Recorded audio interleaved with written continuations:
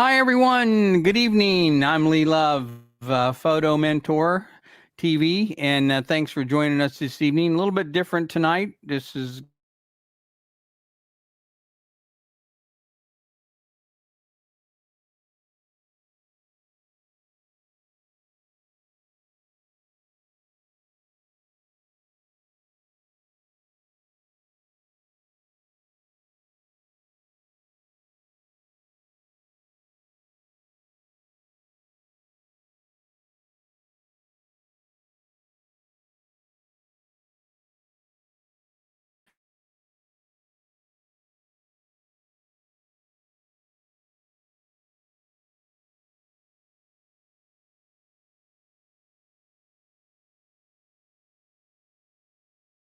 who's my producer, and she's making all this possible. Without her, I just wouldn't do a show today. I thought I wanted to try and do a show anyway from the road, see what we could do for you guys and still be able to answer your questions. So anyway, thanks, Sue Ann, for making this possible tonight. We really appreciate it. Let's see here. Again, we do this every Friday night at 9 p.m. Eastern on Facebook and YouTube. And you can get to the Facebook page by going to facebook.photomentor.tv or YouTube. If you prefer to watch on YouTube, you can go to youtube.photomentor.tv and it'll take you right to the page with the live video on it. If you find this beneficial, I appreciate it if you would do all the things that you're supposed to do, like, subscribe, click bell, rub your head, rub your belly, whatever it is and also share this information with other photographers, other new photographers you think would benefit from this information. So I love doing this. The purpose of this show is to educate, encourage, and mentor new photographers and get you on the right track so that you can build your confidence and enjoy photography, and whether it's just as a hobby or whether you're doing it as a business, either one. If you are on social media and you're on Instagram and Twitter and all the other places, it'd be great if you would join us there. You can find us on, again, all those platforms: Facebook, Instagram, Twitter, YouTube, and what did I say? And there's another one there. I forgot. I think that's it. Yep. So you can, if you follow me there, I will follow you back.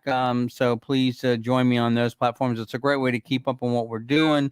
Also throughout the week, we're always providing more information about what's going on in the industry and also just with photography in general. So that'd be great to have you there as well. Let's see. Don't forget that the first Friday of the month, we do photo reviews, and I'm actually going to be making some changes to that, improving it, adding a lot more review information to it. And so I think you'll like what we're going to be doing there. So if you are interested in having your work reviewed, it'd be great to have you submit your photos.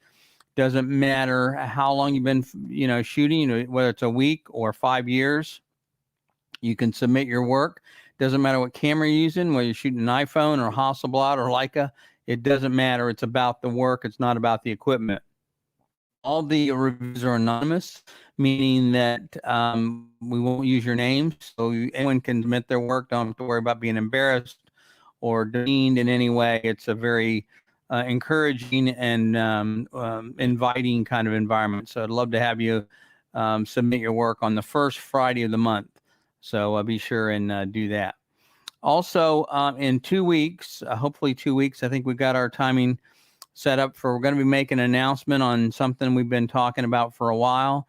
It's photomentoracademy.com. Been working really hard on that. That's part of the reason I'm down here doing some video shoots for that site, and we'd love to have you join us there as well. If you're interested in more information, go to photomentoracademy.com, photomentoracademy.com, or if you go to photomentor.tv, that will redirect you there as well. Enter your name and email in there, and we'll let you know when things are going on when we make the announcement. So anyway, love to have you join us. Let's see. I think that's what we got here so far as announcements tonight. And so let's talk about some of the questions we've got coming in. The first question is from Joe, and Joe asked, "Do you recommend getting insurance even if you're not running a business? If so, what kind does it cover? How much does it cost? Do they pay to replace or repair equipment?" So there's a couple things there, Joe, that you need to be aware of. First of all, I do recommend, especially if you're in business, but I do recommend getting insurance. There's two kinds of insurance that you want to look into, and most companies that offer insurance will offer both. The first one, of course, is equipment insurance, which is what you're asking about. That would be theft, that type of thing. Now, keep in mind that if you're not doing this as a business, then your homeowner's policy will cover theft and that type of thing. But obviously, talk to your insurance agent about that. But and you might have to get a rider if you have a certain amount of a dollar amount of equipment. But if you're not doing it for business, you might be able to get your homeowners or your renter's insurance to cover it. But if they find out you're doing this for a job or a business of any type, they will not cover it. And then you have to know, you have to cover, you have to get additional insurance. Now there's theft insurance, but there's also a second type of insurance that you're going to want to get, and that's liability insurance. And the reason is, if you're doing a job for somebody and a light stand falls over and hurts somebody, or goes through a window, or breaks a vase or something like that, then that would cover you typically up to $1 million. And so I recommend that you get the liability insurance. For myself, as a commercial photographer, there are many jobs I couldn't even do without liability insurance. They want proof of that ahead of time, and I actually have to have it made out into their name. So there's two companies I can think of there's probably a number of them.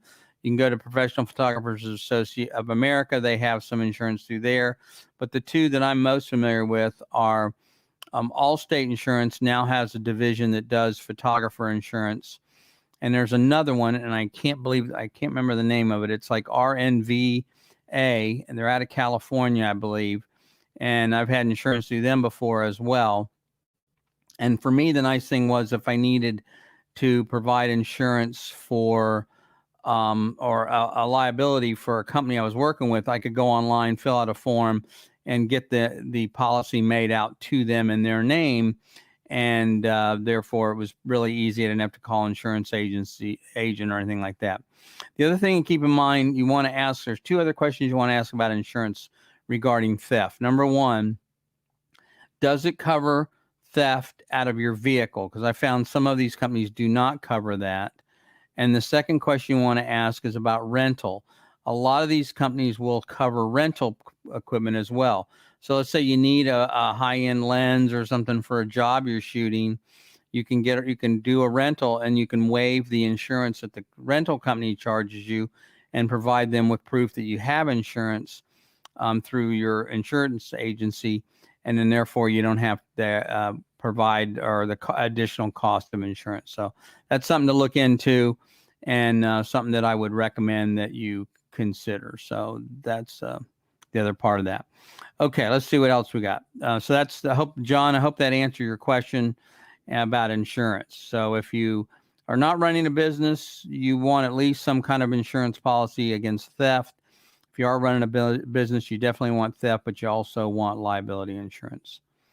Okay, Edward asked a question about, he's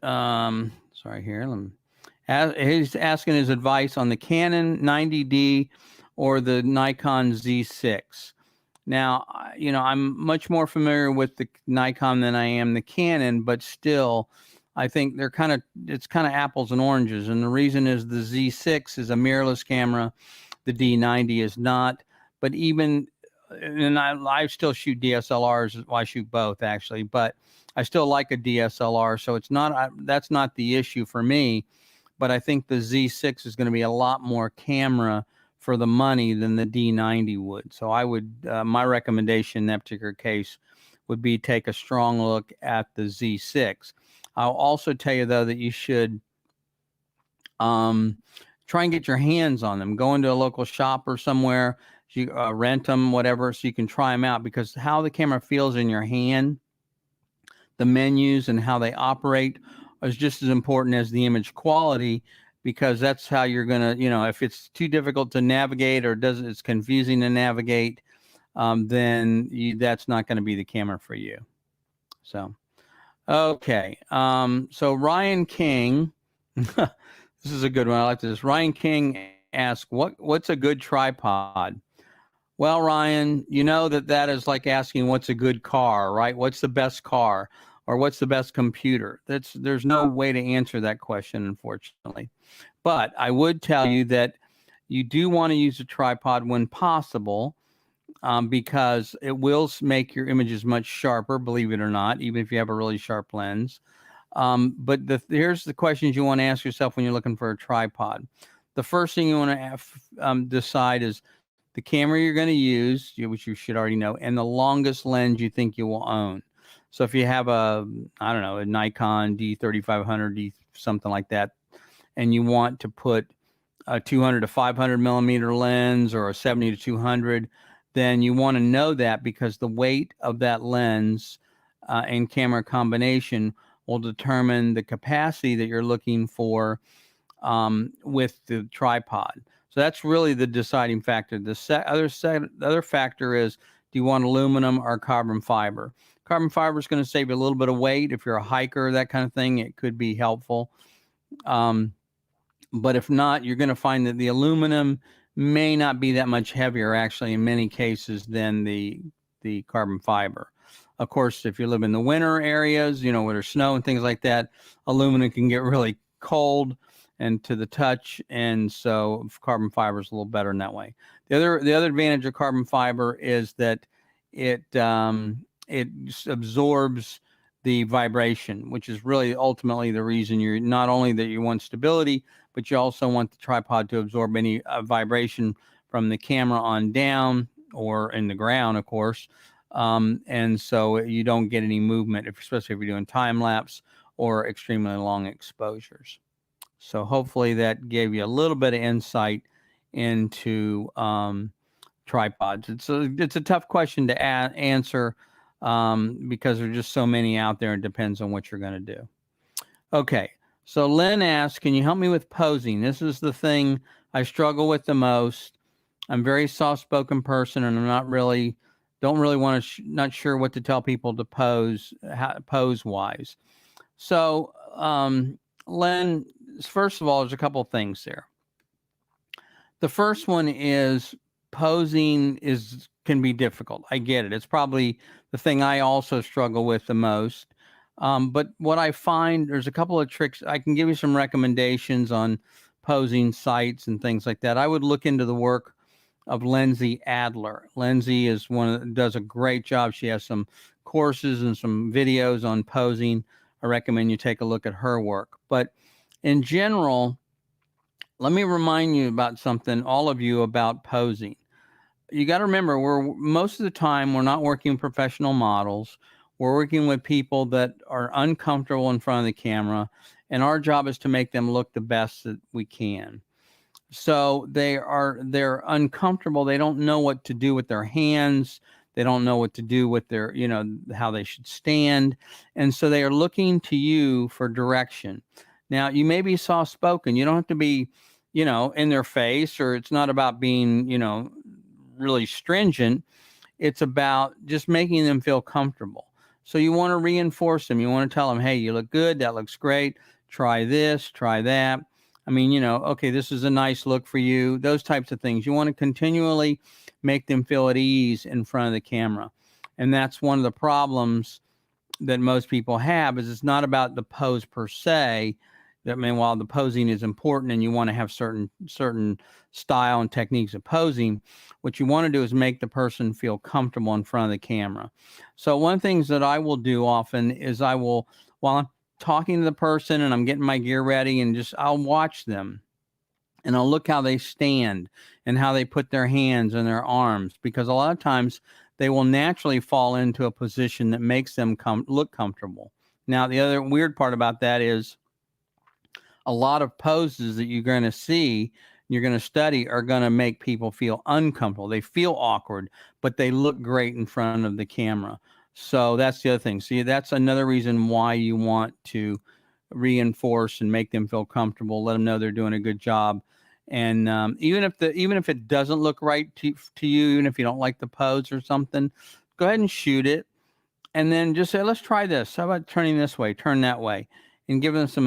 What I think you'll find in learning about posing, then we'll move on, is you don't need 1,000 poses. You only need a handful, because everything starts with just 2 or 3 or 4 poses and then branches off of that and is just a modification of those poses. So look at the work that Lindsay's doing and see if that helps you. And if not, send me an email to help@photomentor.tv, and I'll be glad to try and answer some more specifics that you might have.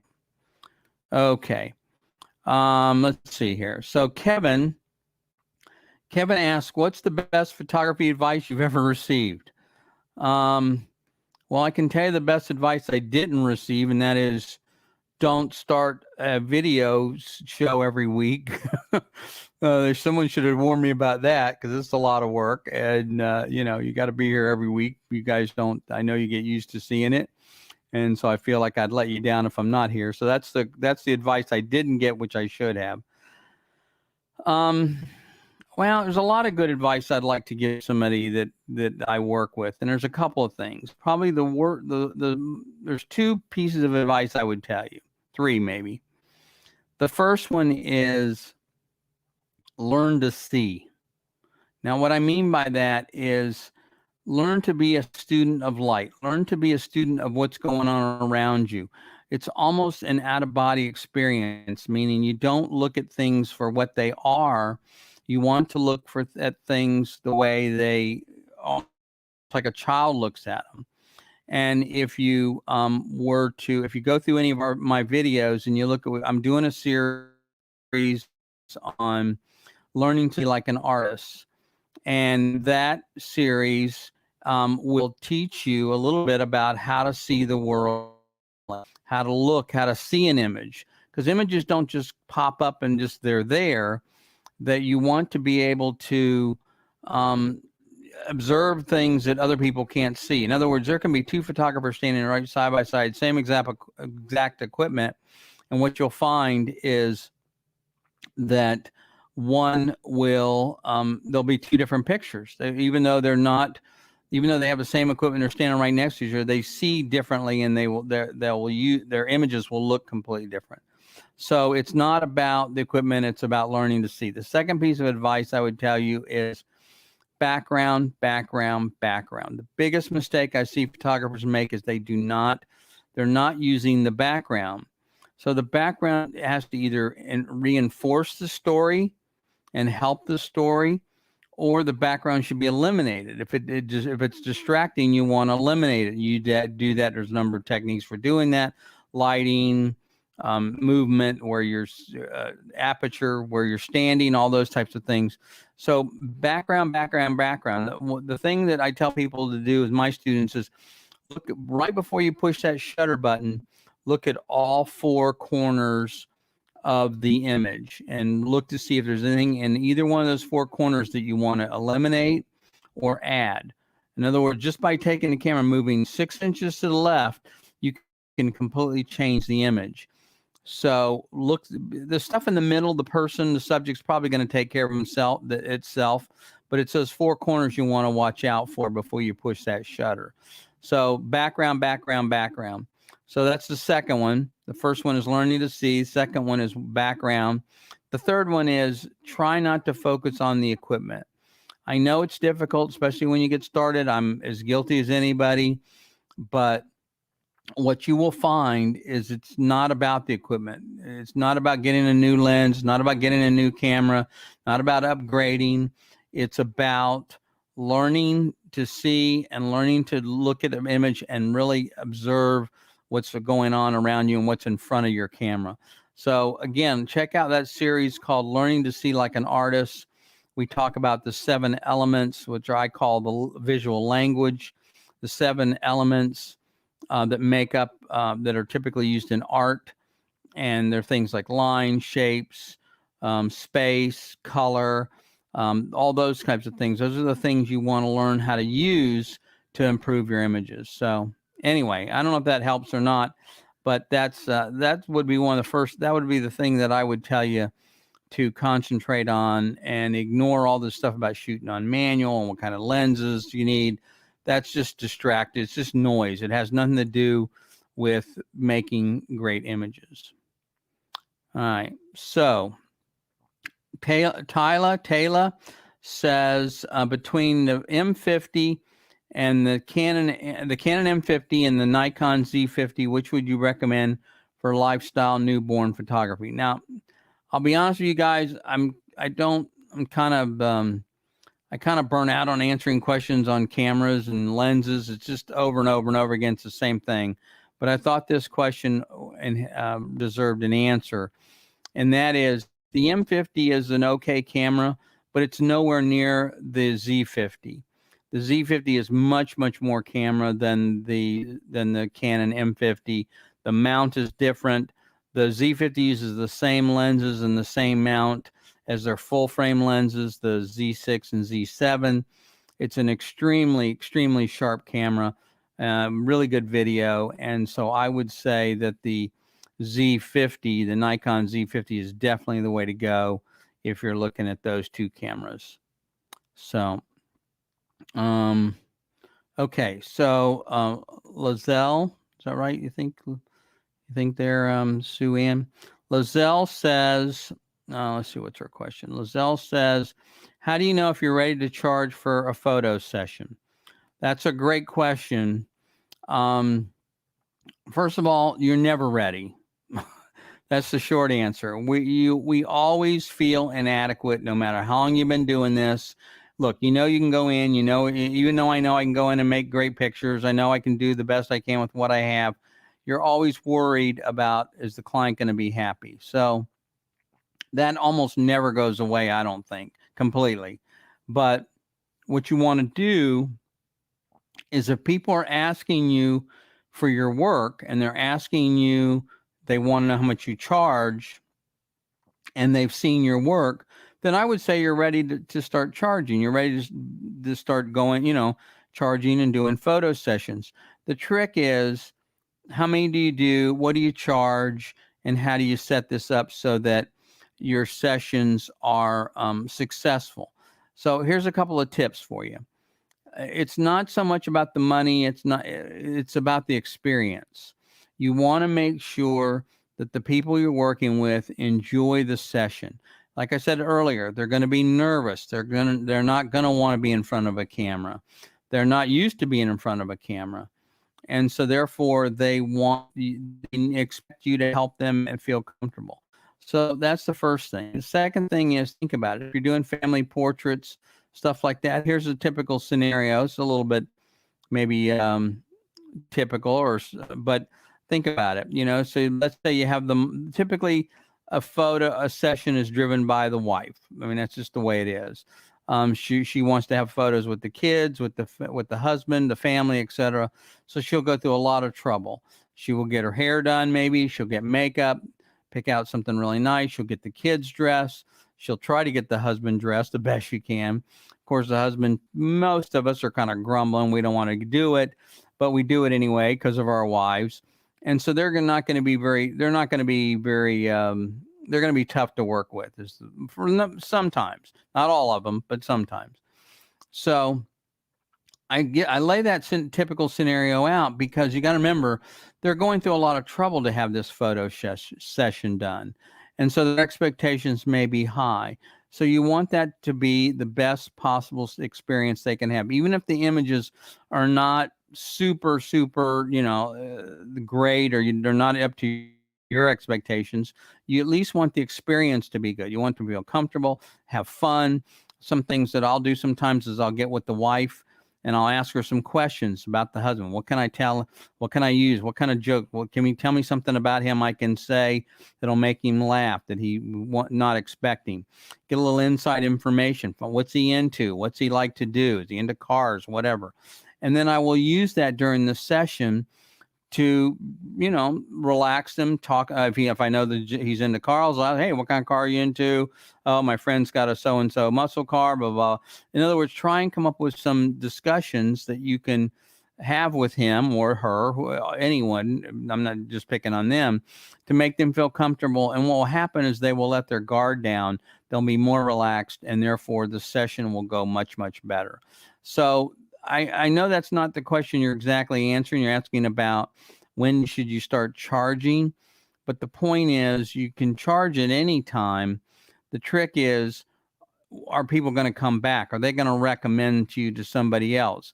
And that has more to do, and at least when you're starting, more to do with the experience they're having and how much they enjoy it, more so than the price or even the photos. The last thing I tell you is don't put yourself in a situation where you equate the number of photos to the quality of work. I also see that mistake quite often. People are like, oh, I got to give them 50 pictures because they're going to, they're not going to, this is not a quantity business. One great picture, one great image will knock their socks off if it's the right image. So don't get into the habit of thinking you got to produce 50 images. You can tell them, look, you'll get 10 images. That's it. They want to pick more from that out of the proofs, fine. But set the expectations low, 5 to 10 images.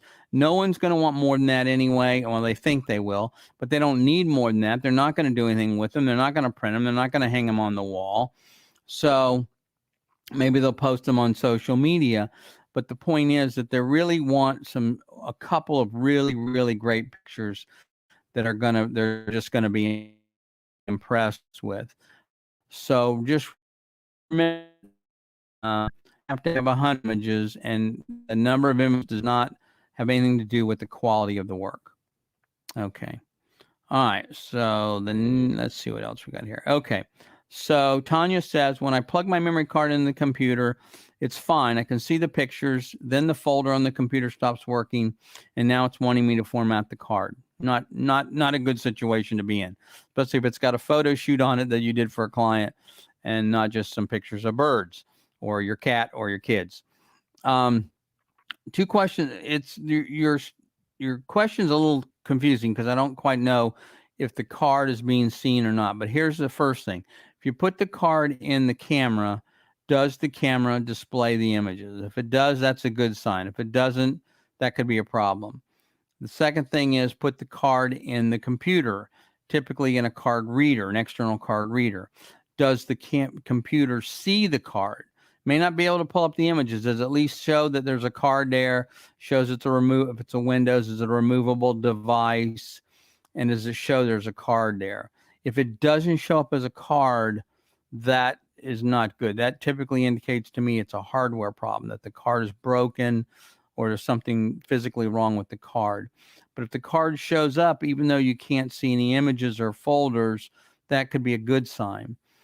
There's a couple of pieces of software. I think you said you tried a few of them. One of them I use is called Disk Doctor, I think it's the name of it. And there's a Windows and a Mac version. And so I would try and look at that one. That's been one of the best ones I've seen in being able to recover stuff. There's a trial that you can download to see if it's going to work at all before you actually buy the product. It won't let you recover a few images, but at least if it sees the card, then that will probably recover the rest of it.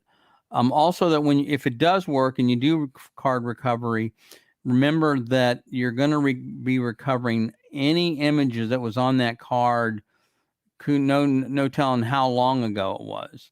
In other words, because when you delete an image or format a card, a lot of times, depending on how the format is done, it doesn't actually format or delete the images. It just removes the name of the file from the directory. So it's going to try and recover all those files. You may get hundreds and hundreds of files off that card that you've already processed or deleted or don't even want. So just keep that in mind as well. So anyway, okay. So Stefani says, I bought my first camera a bit ago, signed up for an intro to photography course, but it's been canceled twice. So I'm looking for some recommendations. I happen to know somebody that can teach you some of that stuff, Stefani. This is a shameless plug. I'm sorry, but this is the way it is. First of all, if you're watching this and you're sending us questions, this is a great place to learn. I have helped many, many people just through Facebook alone, and just answering messages and replies to the forum and things in the groups and things like that. So there's a tremendous amount of information. The whole point of this photo mentor is to mentor you, is to help you. That's why I talk about being educating, encouraging, and mentoring. It's not just about answering questions in a group. In fact, I'm so frustrated with the answers I see in most of these groups. I just can't believe it because they're so poor, not well thought out, and some of them don't even answer the questions. They'll just post a link to something. So I would suggest, if you're interested, to go to photomentoracademy.com or photomentor.tv. Either one will take you there, and put your name on the list. And then you will send you some information as soon as it's available, which hopefully will be in the next couple of weeks. You know, see if that helps you. I think you'll find I can give you many names of people I've worked with that are just very happy with the information I provided, and help everything from helping a woman in Chicago on how to photograph her child's basketball game, to people that are doing portraits, to commercial photography, to one woman that I've helped that is a great photographer, turned out to be a great photographer, and she was approached by a magazine. So I helped her in how to talk to the magazine, how to talk their language, and now she's doing work for the magazine. So that would, so there's, I'm happy to help you. Just you know, follow us on any of these Facebook or Instagram or Twitter, but also mainly go to photomentoracademy.com, and put your name and number and email in there. That's where you're going to get the most information as that becomes available. Okay, I think that is pretty much all the questions we have this week.